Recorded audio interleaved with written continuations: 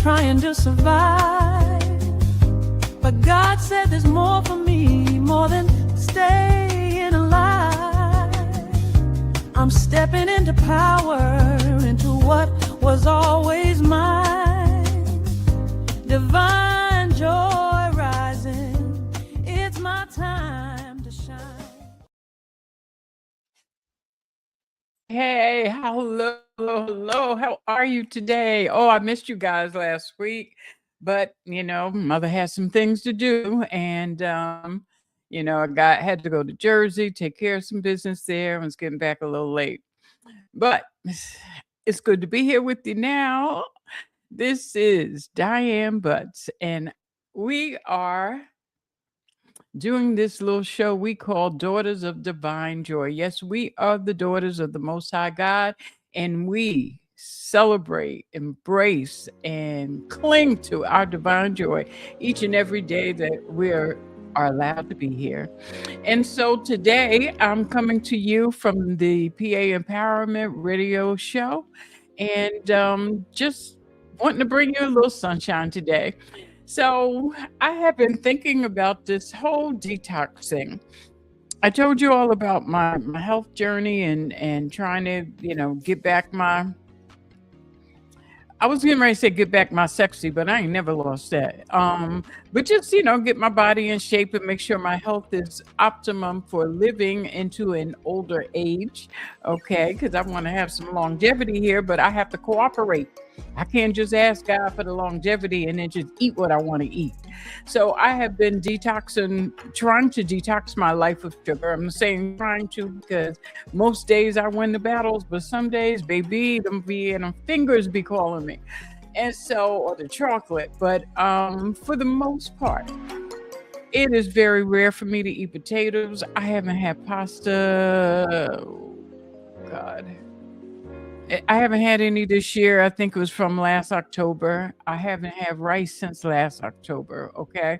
We got fried rice in the refrigerator right now. I have not touched it. So I'm proud of myself when it comes to that. Like I said, the sugar I deal with, but I'm still learning how to cut those things out. I was using a whole, like a tablespoon you get with your cutlery set. I was using one of those soup spoons, the big ones. Okay. I was not the serving spoon, but the larger spoon. I was using that and to put sugar in my coffee. And I started interacting with my AI, and I realized how much carbs I was taking in. So I said, you know what, I got to cut that out. So I cut that out.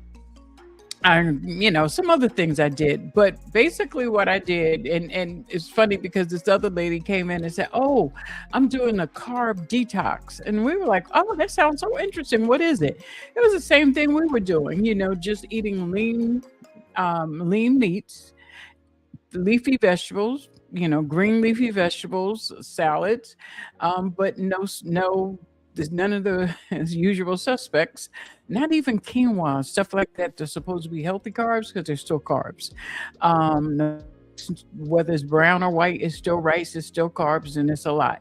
So all that stuff we cut out. I don't even really eat a lot of fruits because the fruits that we can have are berries, and I don't like berries. So I've been detoxing my life in terms of my diet and what I've eaten. But you know what? There's a whole lot more to detox in life than just that. And so just the other day, last week, the reason why I wasn't here is because my brother and I went to take care of some stuff for my mother's estate. So it's been 5 years since she's left this earth. I ain't done with that stuff. So I just kind of like took those little emotions and stuffed them in a drawer somewhere, not get to doing things that we needed to do legally because quite frankly, I ain't had the bandwidth for it. And so, and really didn't want to deal with those emotions. So it was not as emotional as I thought it was. One, handling the business of it all. It was business. It became business. So, yes, I did a lot of talking to my mom during that time, and a lot of memories came back. But it wasn't about tears. It was just about remembering, reflecting, and holding on to that joy and the love of the moment. So it was detoxing in that I stopped putting it away somewhere and opened up that drawer and allowed the experience to manifest. Okay, so that's what I'm talking about today. What are the things we need to be detoxing from our lives? And maybe we should, and maybe we shouldn't. There's sometimes some benefits, but there's sometimes some hazards to detox in your life. And so, anyway, what is this? But the main thing, we want to go from surviving to elevation. Okay. And you can't elevate if you got clutter and stuff clouding your journey. And that's what happens when we don't stop sometimes and get rid of things that shouldn't be in our lives. We get, it becomes a cloud. It becomes a cloud, and we can't see the joy. We can't experience the good feeling we should be having because of the stuff that we have not dealt with. Okay, so the first thing we're going to talk about is what it even means to detox. Okay. Now I talked about two forms of detoxing, the way I eat, my diet. Okay. And then the other way was the emotional way. So we're going to get more into the emotional part and the spiritual part. But so right now, let me just put my phone up here because sometimes um engineers trying to get in touch with me and I don't be paying attention. He just loves it when I do that. And so so we're going to talk about number one, what it even means to detox your life.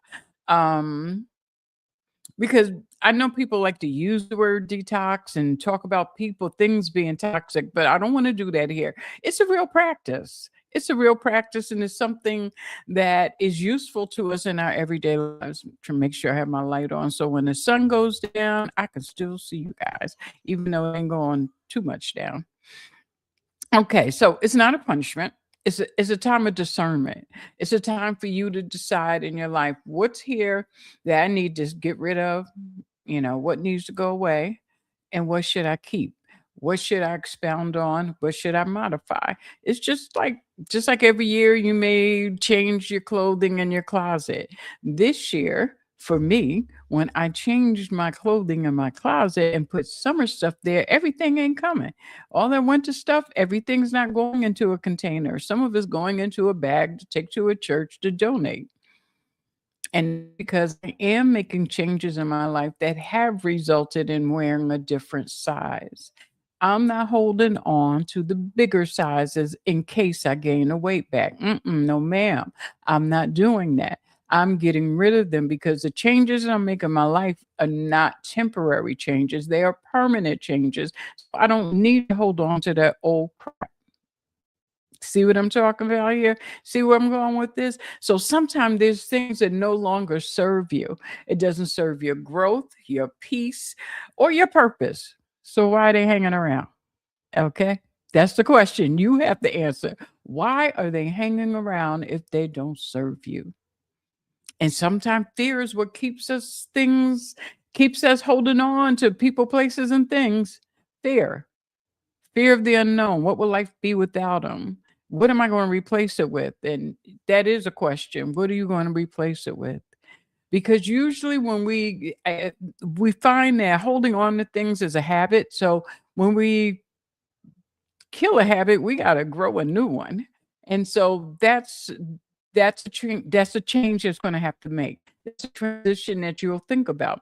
But don't be afraid to get rid of things just because there's a replacement process that's going to go on as well. It's okay. That's called growth. So open up and let it happen. Um and so we do know that sometimes when we don't watch what we're eating, we have inflammation that gathers in our bodies, and it causes pain. It causes all kinds of, oh Lord, inflammation in the colon area causes all kind of disruptions. You know what I mean? Or pain and bloating and all that stuff. So we don't want to keep living a life just doing what we want to do, when we want to do it, how we want to do it, and not realizing the consequences of keeping everything in your life all the time. Because then you become a hoarder, and we don't want to be hoarders.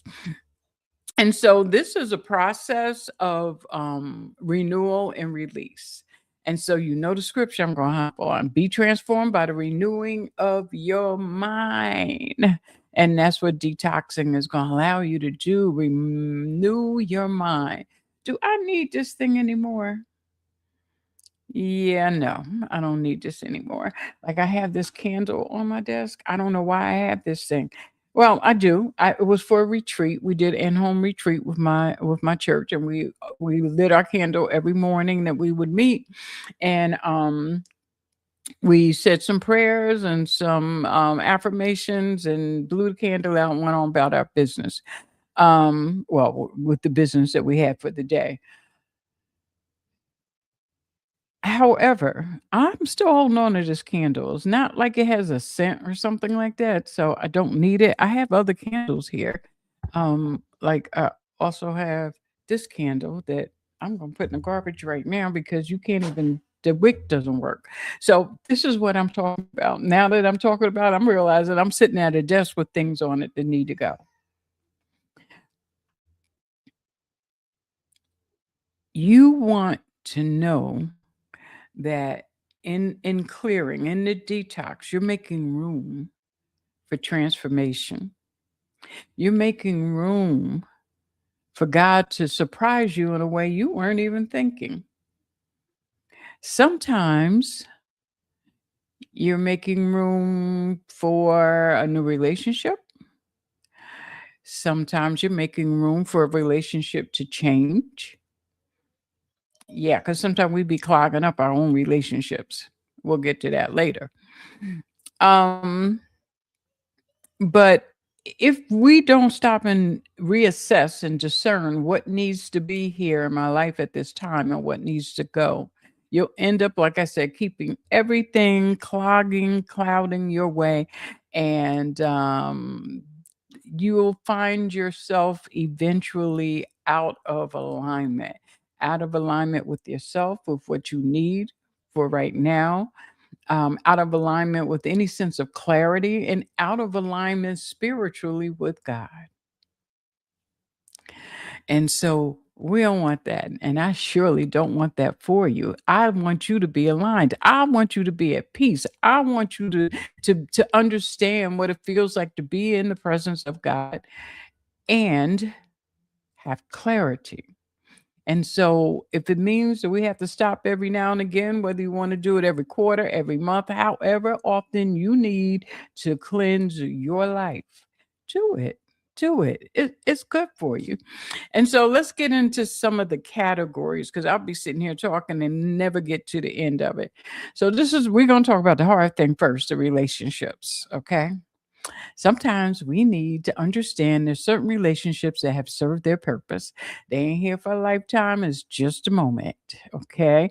So, or just a season, but you need to know when the season has ended, that moment has gone by, and you don't necessarily have to dispose of the person, but you might want to set up some boundaries. You might want to keep some kind of contact, but it's a little more casual than formal, and it's okay. You have to decide what that is. Um, one and so I'm going to ask you a question. If think about the people in your life that no, think about the people in your life and who are the people that drain you? What are the things that you're involved in that you have a relationship drain you? And I'm gonna tell you one, I'm gonna be honest about this. Sometimes church drains me. However, I have purpose there, and so I stay there. I think about how to do it differently so that I won't be drained. And other times when I'm finished doing what I'm doing and I feel drained, I thank God because of the work that I was able to accomplish and the feelings that I have. Even being drained, there's still a joy there. There's still a that I was able to do this thing. And so that kind of draining is good. It's good. But there are some other things that are just exhausting and there's no purpose and there's no good that comes out of it. It's just you feel like you're giving everything and there's nothing flowing back to you. And so be careful about that. I'm not telling you to dispose of people because when you detox doesn't mean you have to dispose of the person. Sometimes you may actually need that person. Yes. But that's not the first thing you do. Set up some boundaries, especially for people that are draining, that always take. It's okay to tell them no. It's okay to say, you know what, let me think about that for a minute and go check your spirit before you say yes to something that you really don't want to do. Um, there are, okay. And so I would say if you're making a list relationships. You know the ones that bring you joy, the ones you love, the people that you are love to be around, the energy is good, the vibe is good. So you want, you have those people in your life.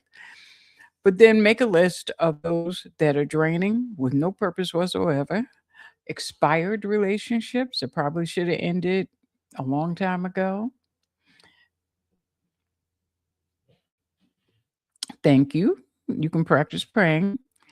Um, and also just listening. Practice listening. That's a good one. Because when we pray, we also have to listen.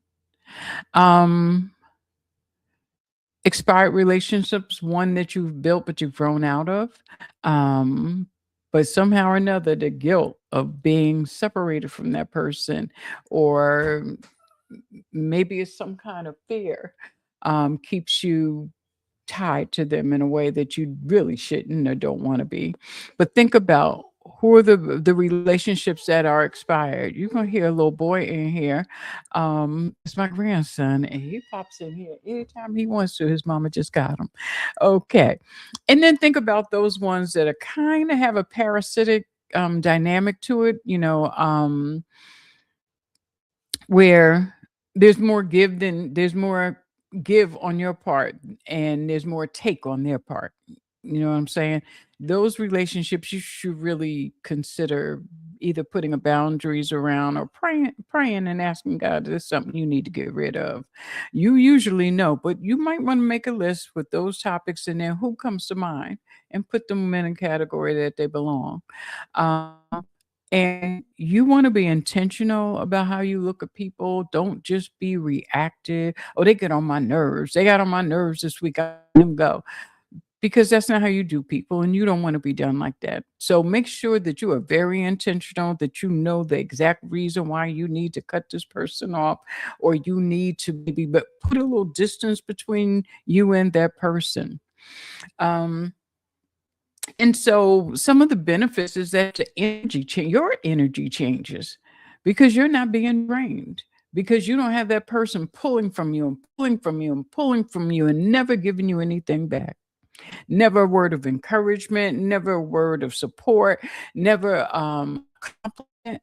And there are people in your lives that will never give you a compliment. Never. Think about it because you know some.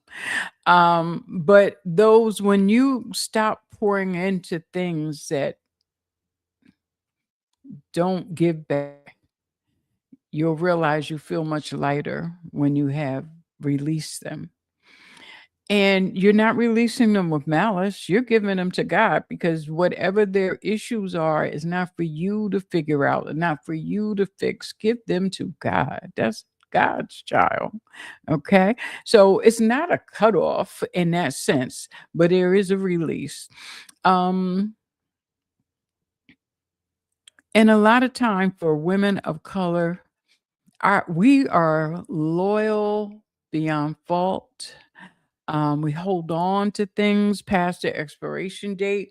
We also have expectations from family and community members, organizations, and those obligations weigh heavy on us. So we find it hard to release some things.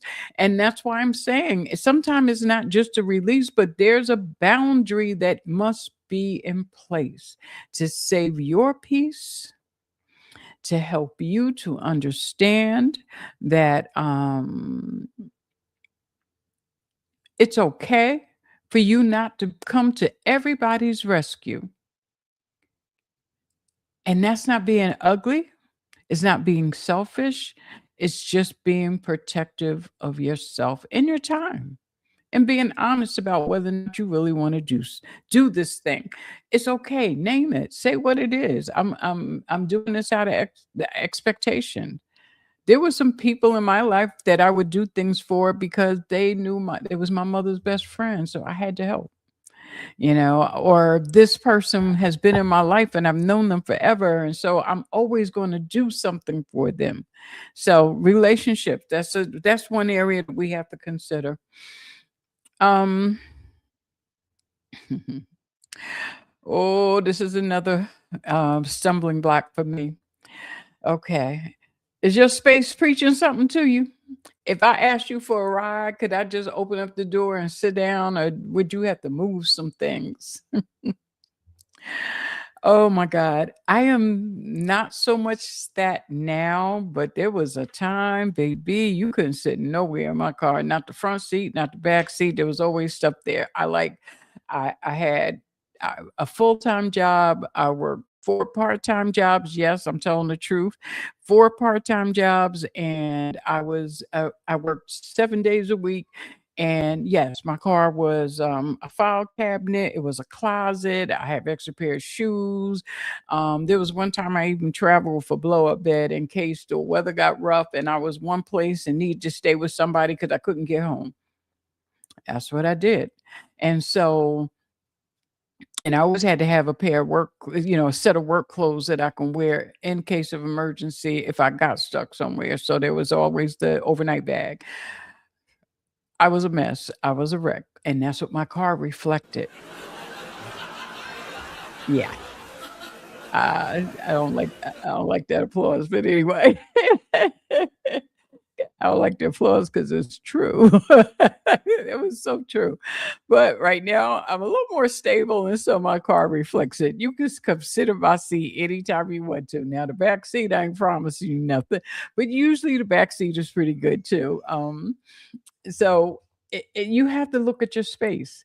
So one of the things that I'm doing, like I told you, is I'm going through my closet and taking out all my winter stuff. Everything this winter is coming out. All the sweaters, all the coats, all the jackets. And I'm going to fold those things up, put them in a bag, and take them to a local church here that has a clothing closet where people can come and they get clothes. It's open every week. So I'm going to go give it to them. I don't like putting them in those boxes, that you see in parking lots and things because I never know what they're doing with the items, and if somebody can actually use it, and I don't give away anything soiled, or hems are coming out of it, or they've got a lot of wear in them. Sometimes women, if you're a nice size, your jeans can rub or fray, and the thighs and the upper thighs interior thigh area. So I don't want to give that to anybody. I'm not giving away any t-shirts that the what do you call it, the iron on things that they've started peeling and all. I don't want to give that away because I feel like if you're going to give something to somebody, give them something good that's useful that they can look nice in. But anyway, I have to go through my closets and get rid of all that stuff. Now the summer stuff that I'm bringing out, I'm slowly replacing some things. Most of the things, if it's because I have some summer stuff I keep taking out that are way too small too, I can probably wear those things now.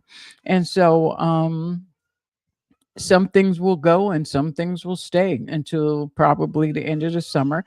And when fall comes back around, I'll make that same decision to give those things away.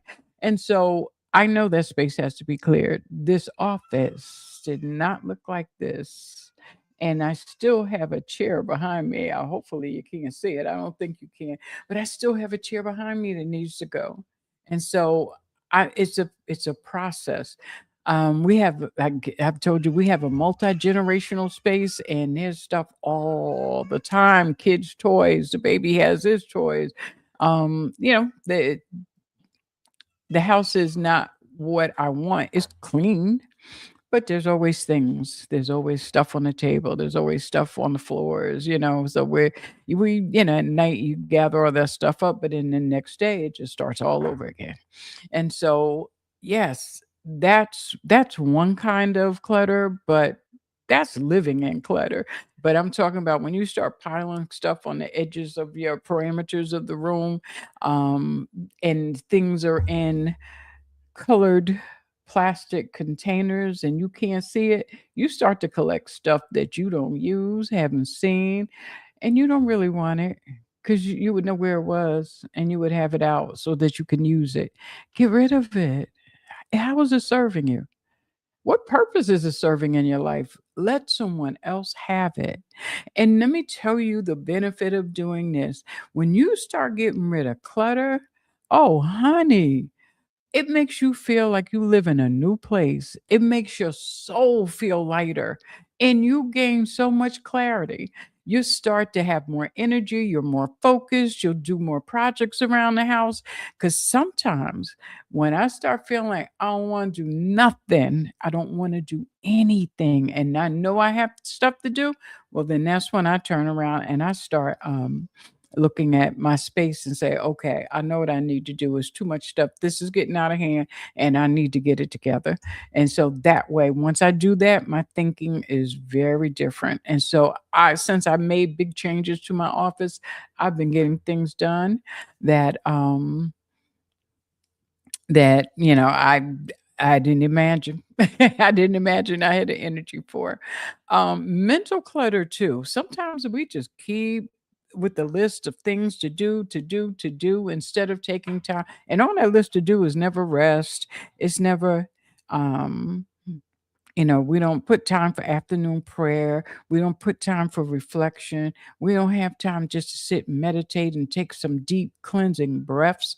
We don't do that. And so, thanks sis for your compliment and your comment. I appreciate you listening. Um, and so make time for that as well. Get all that stuff out your head. And that's where saying no comes in because sometimes we're busy doing stuff that we don't need to do or that we shouldn't do because we should ask for help. Uh, Let me say it again for the black women in the back of the room. Sometimes you need to ask for help and stop doing everything yourself. Okay? You you're worthy of someone coming to you and relieving you of all the things that you're doing. I have a nickname. It's called Wonder Woman. And sometimes I really believe that and start doing all this stuff like I'm the only one that can do it and nobody else can. And then I find myself getting frustrated. And I have to make time to stop and assess what's going on here. Why did you just say you can do X, Y, and Z? So I'm finding myself saying, no, I can't do that. You need to do that. Yeah, no, I'll take this day and that. These two things I can do, but that other list of things that you need, I can't do all those things because I have things to do. And that's hard sometimes. But the more you do it, the more you're able to do it. Because the more you get that satisfaction from looking around and say, wait a minute, I completed all my stuff. Now I have time to relax. You start getting used to that time and you want more of it. And so, yes, it's hard at first, but you can do it. So sometimes let's talk about inboxes. Why did I have 200,000 emails in my email box? Like from the moment I opened up that MSN account until like 2 years ago, I had 200,000 emails. Sometimes I didn't even want to open up my emails to see that number. So now, once it gets up to like 1,000, I just go through and I say, "What's this date?" And let me go. I don't even look at it because if it's from 3 years ago, I don't think I need the information anymore. And so I just eliminate. And if I see something happens to pop up and I think I might want to hold it, I'll create a folder and put it in and stop letting it just be hanging out all willy-nilly. So and I try to do that as I go along, but old habits, old habits, old habits. Anyway, we'll talk about that next. um and so we talked about the clarity and all that. So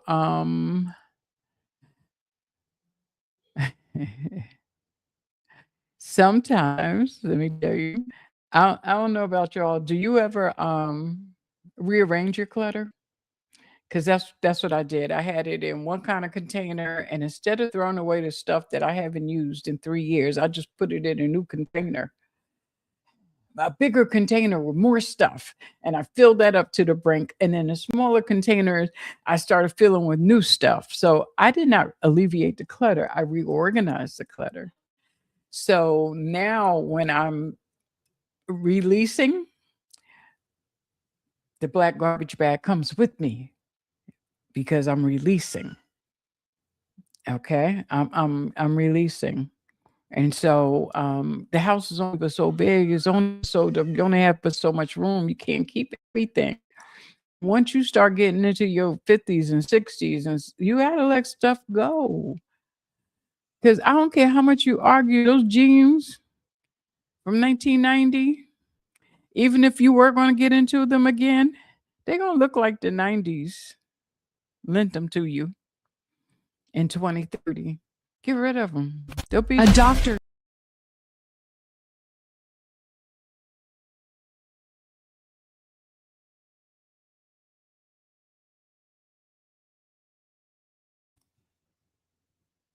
okay. I don't know what just A happened. doctor's calling. A company's mission. United for a greater good. When Edmark International, the pioneers of wellness, joined forces with Dr. LaJoyce Brookshire, naturopath, the world gained a new weapon in the fight for true health. Co-created, science-backed, nature-powered. This isn't just a product. This is a movement. Born from decades of groundbreaking research, naturopathic mastery, and Edmark's relentless innovation. The body wants to heal itself, and we have just given it the ultimate toolkit. A detox unlike any other.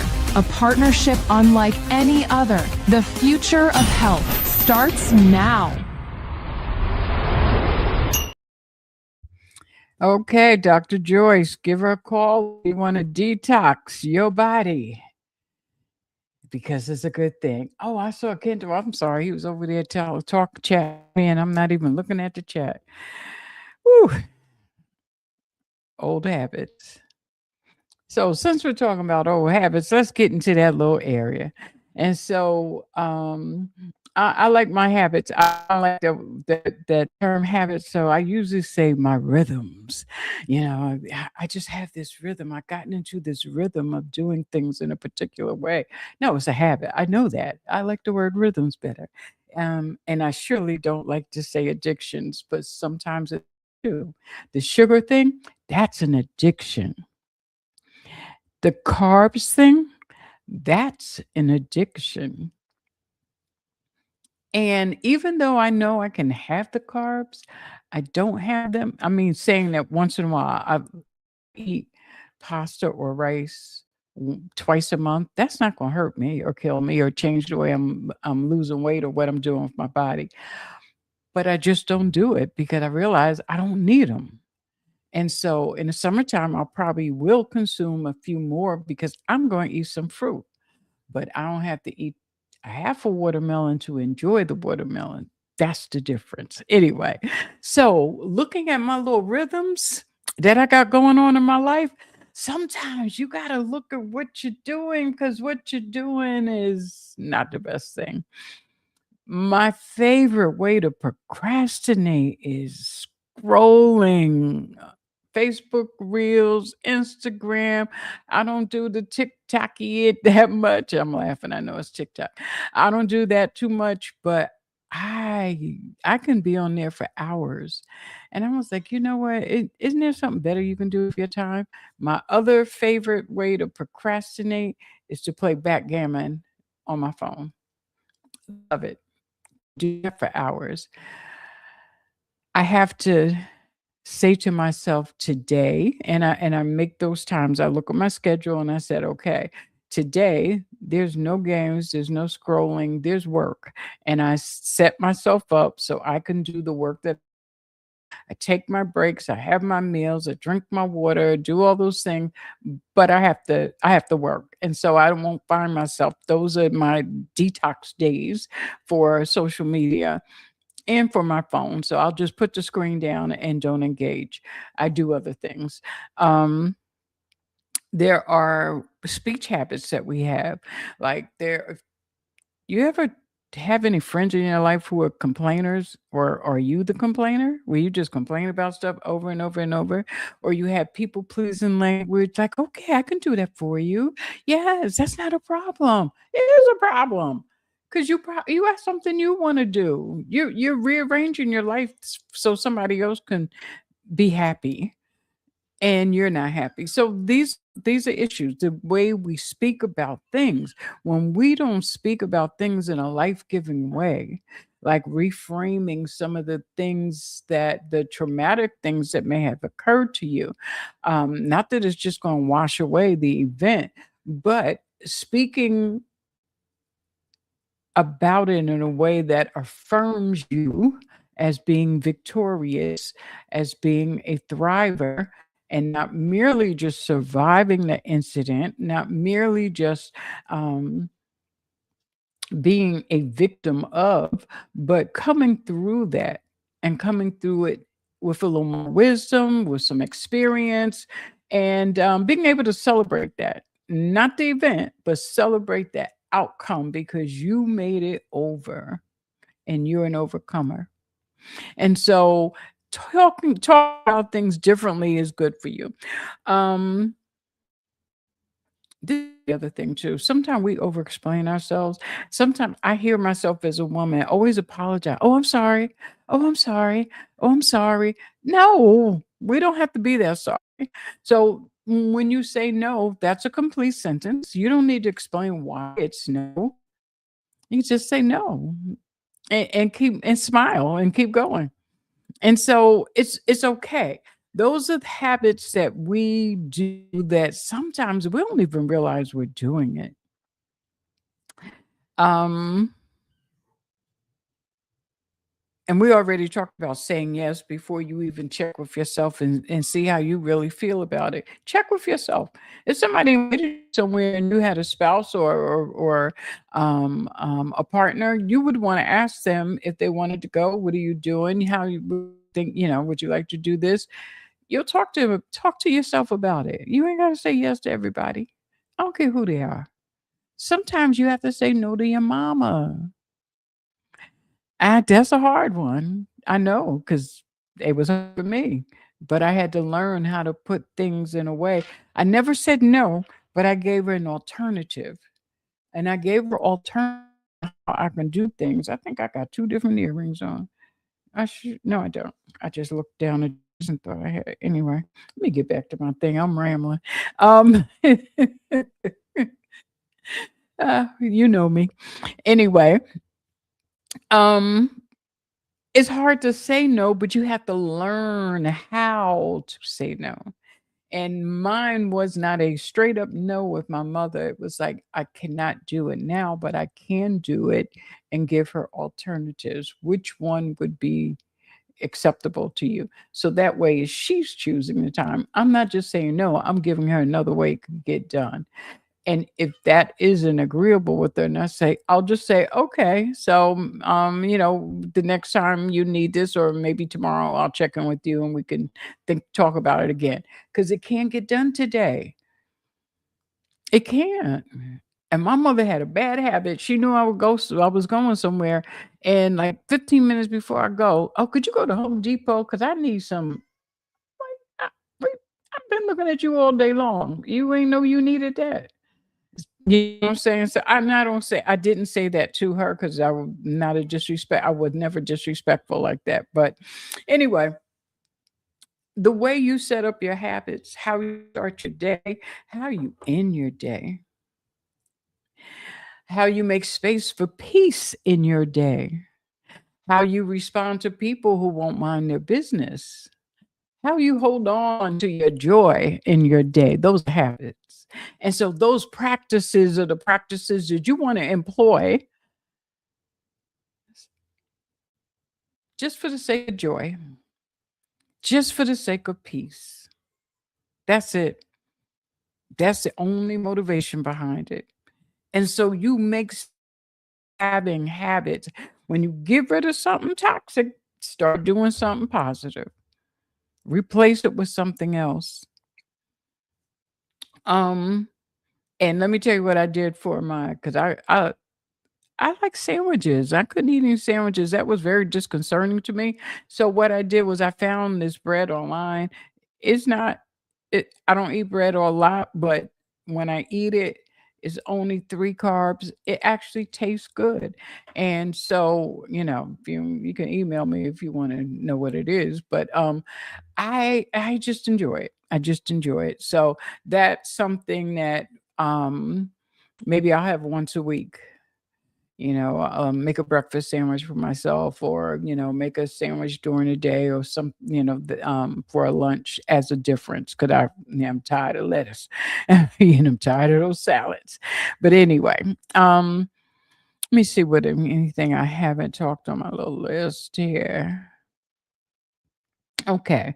Because and this is the big point I want to make about this whole thing, why the habits are so important, because we have different versions of ourselves as we get older. And so you have to release some things because they don't work for you anymore.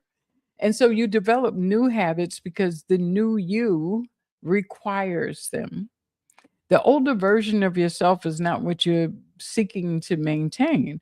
So if you're looking to create new, you have to do something different. And when you do something different, you make space for that newness to come into your life, that transformation. And that's why we change our habits. Because if I never got up off the couch and started working out with a trainer, if I never stopped putting all that sugar in my coffee, if I never backed away from the carbs, I would not be down 2 dress sizes. You see what I mean? So replace old habits with the new habits and got a result that I want. And it's helping me to be a new me, and I love it. I love every bit of it. And if you want to change the trajectory of your life, create some new habits. Let some old things go. For some of us, we need to stop drinking or smoking. For some of us, we need to get up in the morning and have a more self-directed day, have a greater outlook, put the word in your spirit. Um, you know what? My favorite thing was to pick a scripture and stand on that scripture for a whole month. How do I live into this scripture? How do I be this? How do I become this scripture? How do I live into it and make it manifest in my life the return that I believe it's going to make? Being a cheerful giver, renewing your mind, loving your neighbor, forgiving people. So those kinds of habits will help you to grow in ways you could have never imagined. I don't even have a bad thing. I don't. eh, Okay. And there is one bad thing about trying to change your habits. When you fail, it's not because you don't have willpower. It just means try again. Maybe you'll try differently, but keep trying. And remember, it's hard to just stop something. Find something new to do. When you replace the habit with something else, a good habit, with another habit, a different habit, it ends up being better because you don't create a void, you're filling it. And that newness will take you to different places. Got me? Okay. And the last thing I'm going to talk about. Okay. Hi. Okay. Very good. Thank you. Thank you so much for tuning in today. I appreciate your comments. Y'all keep it going.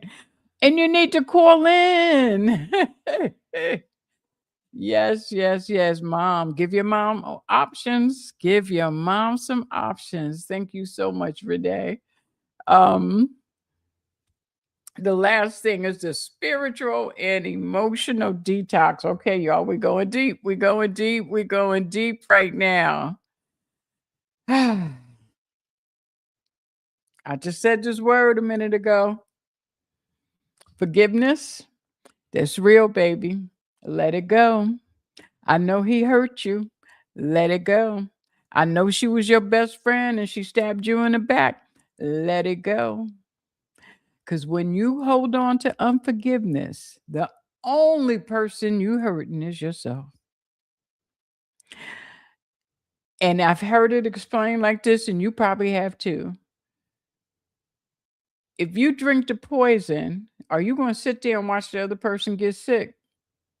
Or are you going to be the one to get sick? And it's the same thing. It's a poison that you keep in your body that drives your blood pressure up, messes with your blood sugar, takes your hormones and screw them all up, make you gain weight.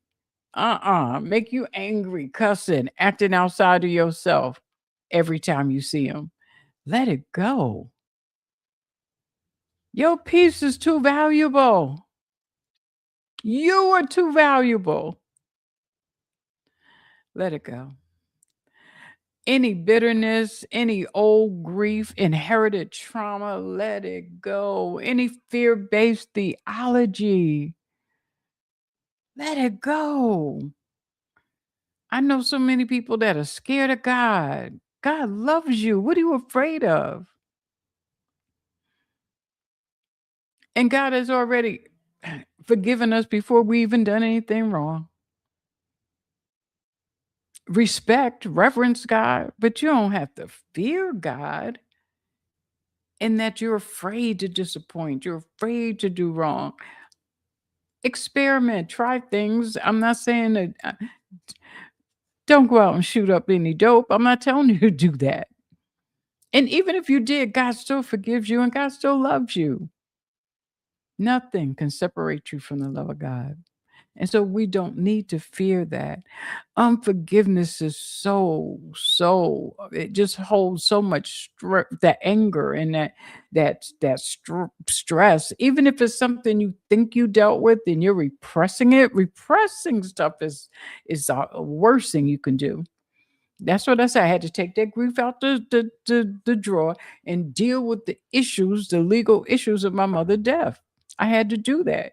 Emotions, yes, they flooded. Yes, they came. Started coming a whole week before I actually did what I needed to do. But when it came time to do it, I was so glad I was able to.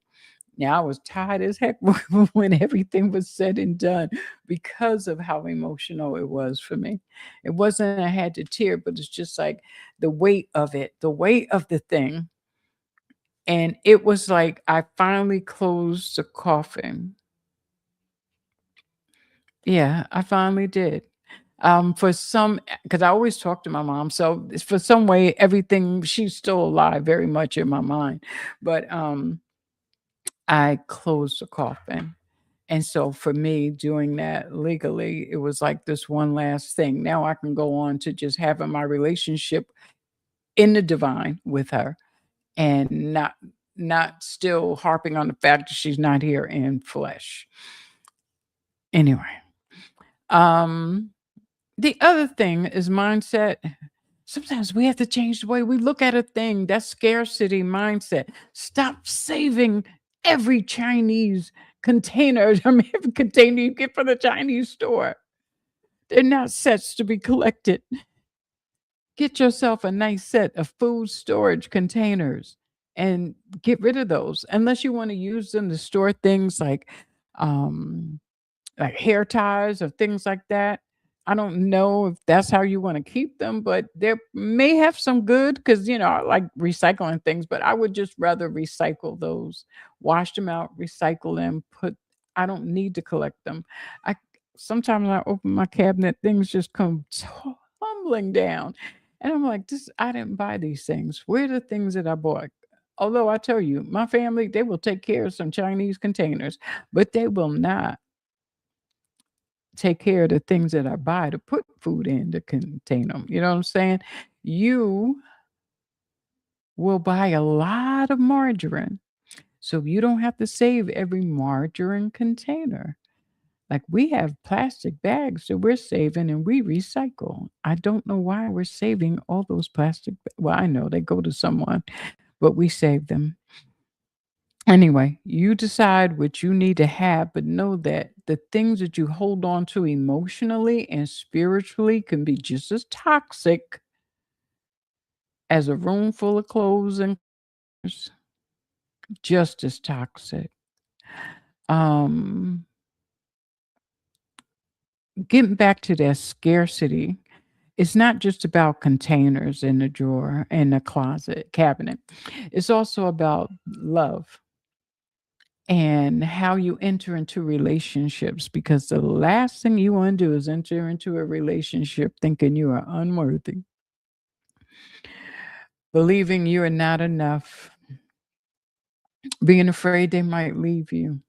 That's not a way to enter into a relationship, and that doesn't even attract people who are worthy of you. And so changing your mindset and how you look at things and how what you believe about things, especially what you believe about yourself, is a that's a time of detox that is so important. It is so important. We want to understand that if we get into the habit of spiritually bypassing things, like you want to bury it and then put a scripture on top of it and feel like, whoo, I gave it to God. But you ain't handled it inside of you. God might have it, but you still holding on to a piece of it too. And you need to let go. I want you to understand that when you do that, it's it's like causing harm to yourself. It's like you're beating yourself up. And you may even be causing yourself to be sick. Half the time, the problems we have with lower back pain, indigestion, inflammation in different areas of our body is because of the emotional baggage we're holding on to and the spiritual baggage that we're holding on to. Pastor is not your representation of Christ. Pastor ain't nothing but a man or a woman, just like you. It's okay to respect your pastor. It's okay to esteem your pastor, but know that that pastor is a human being. And when you ain't in earshot or there's no evidence, pastor being as human as the last person, as every other person. Understand that. So be careful. You can listen to them, but you can also research for yourself. You can also read books for yourself. You can also read the Bible for yourself. You can also create your own personal theology that guides your life, that guides your life. And it's okay to release maybe things that people have been carrying in your family for a long time. Let it go. You don't have to be like them. You don't have to carry the burden of must and shoulds that have been in your family for generations because of the harm that has been passed from one or the guilt passed from one generation to the next. Let it go. Be the cycle breaker. You don't have to maintain the cycle. You can just stop it. And you don't have to cut everybody out of your life who's a part of that cycle, who keeps the cycle going, unless it's really toxic to your being. Sometimes you have to find your own family, an alternative family. Let's not hide behind God or hide behind scripture and not deal with the emotional garbage that's in our lives. Sometimes you got to have those hard conversations. Sometimes you got to let those close people go. Sometimes you got to call a thing what it is. Sometimes you need to go talk to somebody else, like a therapist or a spiritual director. Because most pastors, unless they are a trained counselor, and there'll be some letters or license that come along with that, they're just people that you're talking to. They don't have any particular skill in doing these things. And really, if they have a license, they're not gonna give you therapy. I don't know about in Pennsylvania, but I know in New Jersey, as a pastor, you have 3 sessions with the person pretty much if you're counseling, and you need to refer them to somebody else if they need somebody else to talk to, because some things need to be handled in therapy. Okay. Um, and sometimes we have self-help groups. There are book clubs that read all kinds of books and have discussions, and they have community. There are organizations sometime where they're family oriented, like Jack and Jill, family oriented, family centered. You raise your kids in there, you teach them leadership, you teach them all kinds of experiences, and you have camaraderie with like minded people. Those groups are good. There's sororities, there's fraternities, there's all kinds of ways of being involved and forming community with people who help you grow and help you release, and will make space for you to be human and vulnerable and open and honest and raw. They'll make space for you. Find those places. And so, in closing, because it's about time for me to get out of here, I got 5 minutes. I'm only going to take 2. Detoxing your life is not a one-time event. It is a practice. It's something we have to do over and over and over again. You should always assess, always release, and always clear out the things in your life that are not serving you anymore. Y'all be blessed. I love you all. And I pray that you have a beautiful rest of this week and a wonderful start to your week next week. Okay. Love you all, and be good, be kind to yourself, and just hold on to all the things, all the joy that you can in your life. See ya. Bye bye.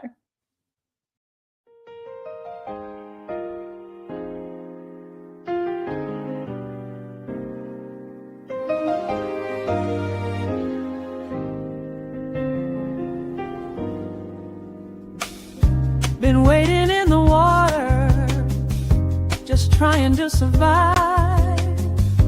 But God said there's more for me, more than staying alive. I'm stepping into power, into what was all